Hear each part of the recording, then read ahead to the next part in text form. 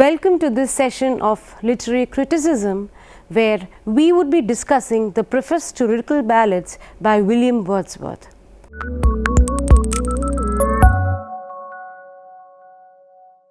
Before moving into the preface, let me give you an introduction to the preface. First, we would discuss the tenets of Neoclassicism and find out why the Romantic theory was against Neoclassicism. Neoclassicism emerged in the second half of the 17th century in England as a reaction against the excesses of the metaphysical school of poetry. The rigid rules framed by the French Academy were imported to England because of the predominance of the French influence. The development of scientific spirit and the emphasis on rationalism, clarity, reason, simplicity of thought and expression, and the evasion of all that was extravagant favored the rise of Neoclassicism. Let us now move on to find out what were the principal traits of neoclassical poetry. The first one, to follow nature, was the principal decree of the neoclassics. The neoclassics attached several implications to the word nature. Nature meant external reality which the poet must adhere to. Another extension of meaning added to the word nature is general human nature, which refers to the qualities which men of all ages share. The poet must deal with universal types and not the individual alone. Yet another meaning would be the typical qualities of the age, sex, or profession. The principle or power that regulates the universe could be nature, which is supposed to possess the qualities such as order, regularity, and harmony. Respect for rules became an apparent feature of neoclassicism, and critics estimated the worth of literature on the basis of the rules that were prepared. The neoclassics valued correctness, reason, and good sense. The need for inspiration was to be guided by reason and good sense. Universal truths and general ideas were to be emphasized. Perfection rather than content was given primacy. This led to the employment of an artificial poetic diction. The didactic function of poetry was central and the aesthetic one was restrained. Poetic justice became imperative. Style and diction of poetry superseded the use of common words. Use of compound words and epithet, personification, and circumlocution was practiced. The use of archaic words and technical language of the sciences was avoided. Insistence on style and decorum had to suit the genre of literature. The last point, distinction between the languages of poetry and prose, was recognized. As a reaction to the excesses of this school, we have the Romantic theory of art. The Romantic theory of art was highly significant as far as the age was concerned. Let us now look into some of the relevant aspects of the Romantic theory of art. The emphasis of the Romantic movement is on the subjective element of the individual artist. The rejection of the dictum that art is an imitation or interpretation, and that poetry is a matter of wit comprising of pictures and pleasant visions yoked together by various ideas, is rejected. Art is creative, and hence it is devoid of any form of imitation or interpretation. Poetry is the expression of the soul of man, and if it is the manifestation of the external nature of the poet, it is amply modified by the poet's imagination. The cause of poetry is independent of the imitative role it has to play, and is determined by the inner impulse and creative imagination of the poet. The importance accorded to poetry as the expression of the inner mind of the poet is the common factor in the various definitions given by the Romantic poets about what constitutes poetry, even though they differ in their descriptions of poetry is to them. To Wordsworth, poetry is the spontaneous overflow of powerful feelings. Coleridge, in Of Poesy of Art, remarks that all fine arts are a revelation of the inner world of man. Shelley defines poetry as the expression of imagination, and Byron says that poetry is the lava of imagination whose eruption prevents an earthquake. To sum up, the Romantics considered the confluence of imagination, inspiration, wholeness, and emotion to be significant because these aspects are principal to the integration of art. Let us now move on to some of the characteristics of Romantic criticism. Romantic criticism ignores adherence to rules, whether of Aristotle or Horace, or of the French, and stresses that works of literature are to be judged on the basis of the impact they produce and not with reference to any rules. It is impressionistic and advocates freedom of inquiry. The second point, issues related to style, diction, or literary genres are considered unimportant, but the nature of poetry and its functions are of great significance. It deals primarily with the theory of poetry and the process of poetic creation. The next point, imagination and emotion are regarded more important than logic, rationality, reason, and good sense. Poetic zeal is a core of Romantic imagination. Moving on to the next important point, inspiration and intuition, guided by the subjectivity of the poet, is the basis of creation. Adherence to certain fixed criteria or standard for poetry is succinctly denounced. This way, newer definitions of poetry are conceived. The function of poetry is only to provide pleasure rather than to instruct. As Coleridge observed, if poetry instructs, it does so only through pleasure. According to Coleridge, imagination helps creativity, which produces great works of art. Simplicity is emphasized both in theme and treatment with respect of poetic diction and verification. Moving forward, we find that Romantic criticism is creative because the critics are able to assimilate the various thoughts and feelings of the writers whose works they examine. Let us now move on to find out the contribution of Wordsworth to literature, especially with regard to criticism. A copious writer, Wordsworth's poetic span extends to more than 60 years, a feat a few can match. His best poetry was produced during the decade 1797 to 1807. After this period, there was a marked deterioration of his poetic genius, and the creative impulses came to him in momentary flashes. Herbert Reed divides Wordsworth's period of creative output into 4 phases. The first period is the phase before 1791. It was during this period that he composed the best known poems of this period, which are Descriptive Sketches and Evening Walk. Both these poems are in the orthodox classic couplet. The works are immature and imitative, but a personal and distinctive quality is evinced in his works in relation to nature. The second period, spanning 1792 to 1797, produced some of his best known works that include The Borderers, Guilt and Sorrow, and Margaret or The Ruined Cottage. The last mentioned poem was later incorporated into The Excursion, a masterpiece by Wordsworth, which gives a clear indication of his poetic genius.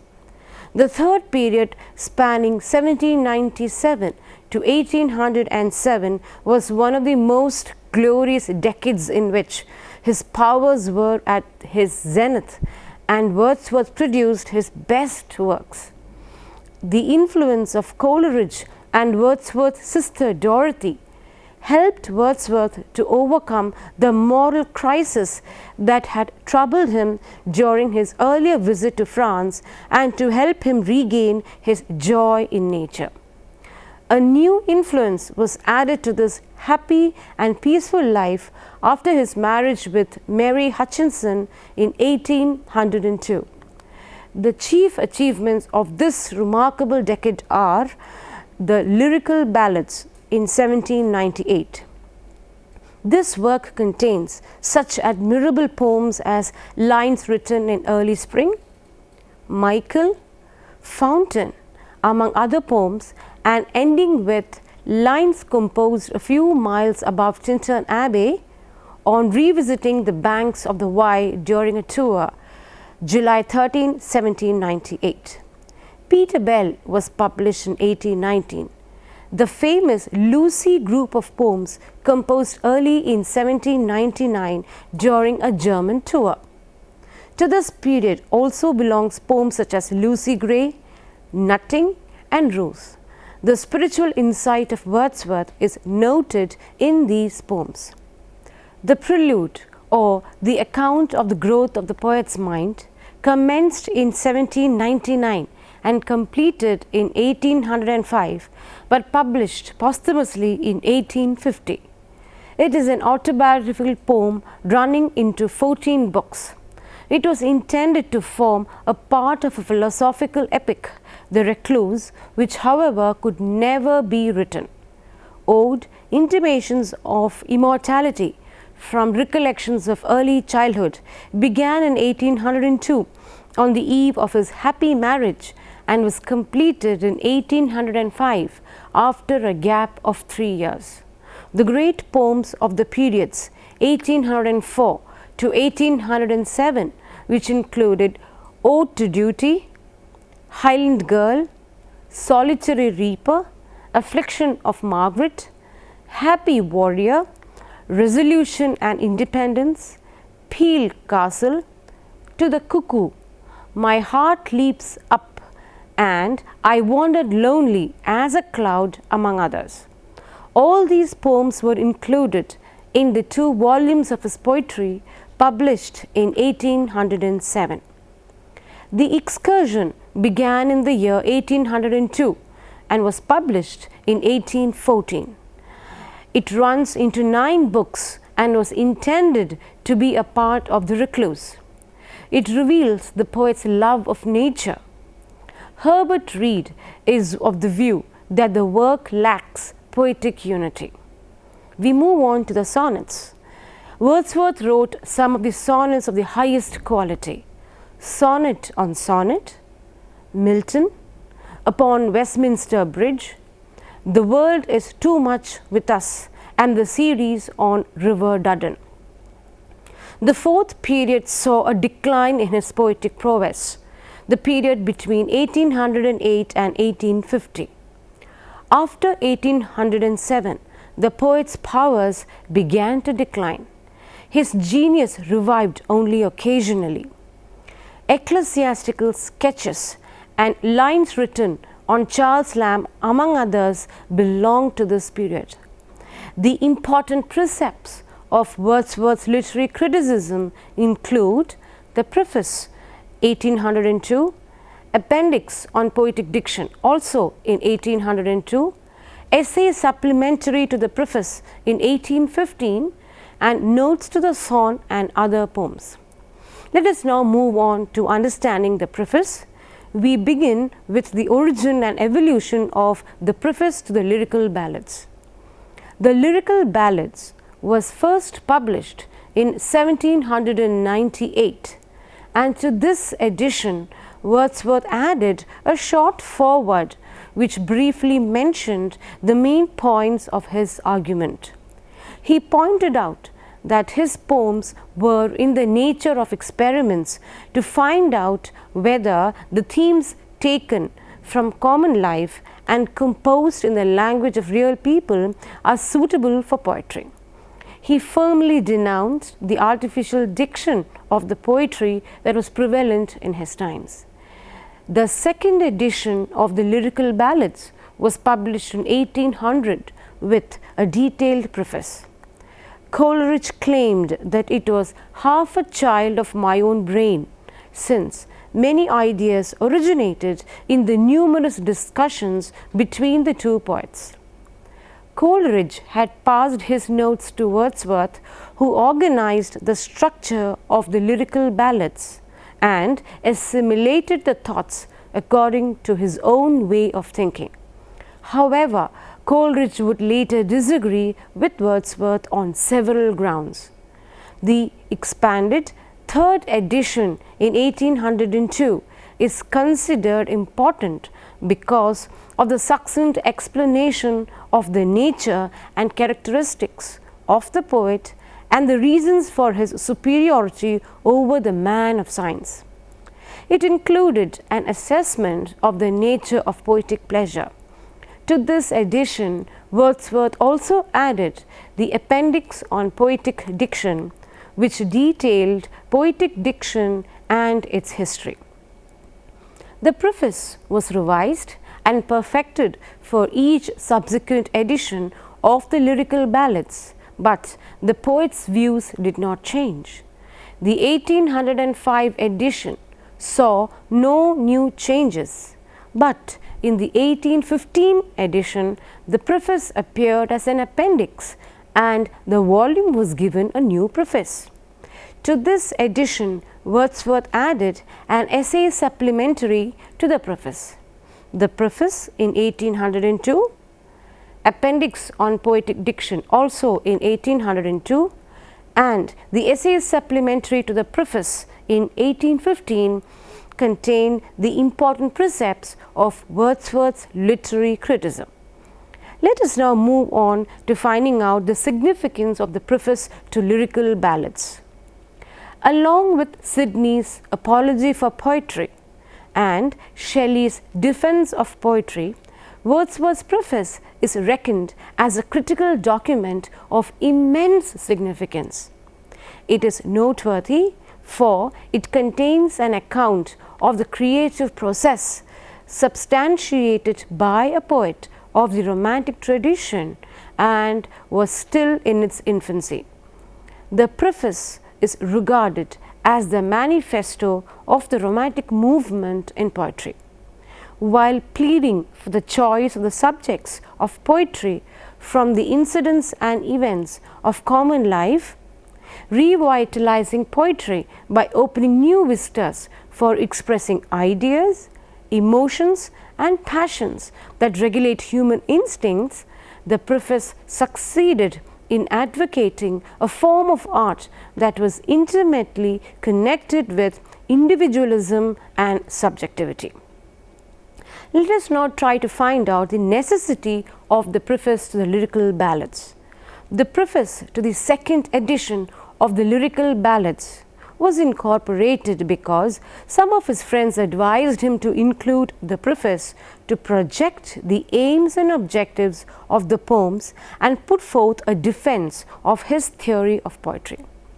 This, they hoped, would convey his opinion to the readers and make his poems more acceptable. The poet, however, was unwilling to do so for many reasons. Firstly, he felt that the readers would think the poet was taking a defensive stance, hoping to reason them into appreciating his poems through the preface.